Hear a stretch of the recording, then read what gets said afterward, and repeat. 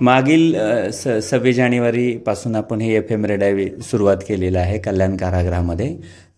त्याचा उद्देश मुळात बंद्यांचं मनोरंजन करणे आहे आणि त्याचबरोबर त्या माध्यमातून बंद्यांना आपण प्रोत्साहन देणे. त्यांच्यामधलाच एक RJ म्हणून आपण बंदी नेमलेला आहे.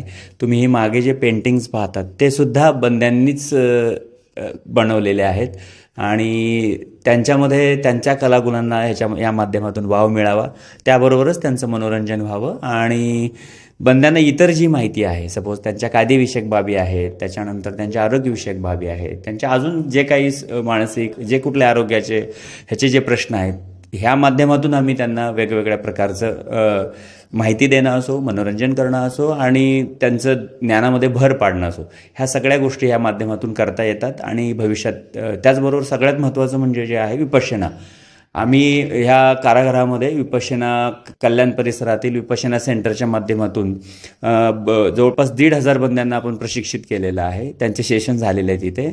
आणि सकाळ सत्रामध्ये विपश्यना आनापानची जी FMच्या माध्यमातून चालवल्यानंतर बरेचसे बंदी त्याचा लाभ ह्याच्या माध्यमातून घेणार आहेत.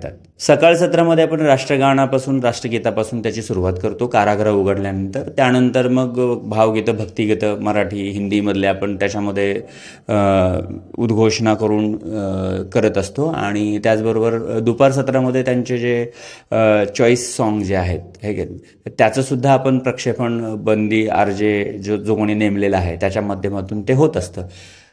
ह्या पद्धतीने 2 सत्रामध्ये आपण त्याचं आता मनोरंजन कारागृहामध्ये ह्या FMच्या माध्यमातून चालू आहे.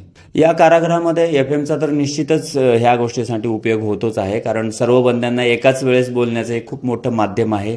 कारण एवढी जागा पण आता एवढा हॉल 2200 लोकांना एका वेळेस आपण घेऊ शकत नाही कुठेमध्येच.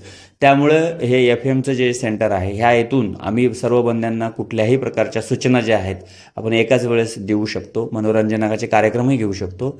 कारागृहाची अधिकृत क्षमता जी आहे फक्त ती 530 बंद्यांची आहे, तर ती वाढवण्यासाठी प्रयत्न चालू आहेत.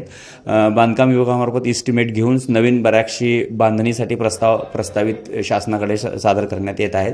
आणि कारागृहाची क्षमता वाढवण्यासाठी एक मध्यवर्ती कारागृह होण्यासाठी सुद्धा प्रस्ताव शासनाकडे पाठवण्यात आलेला आहे. आणि निश्चितच ही कारागृहाची क्षमता वाढल्यानंतर बंदीला जागेचाही त्यांचा विषय संपुष्टात येईल.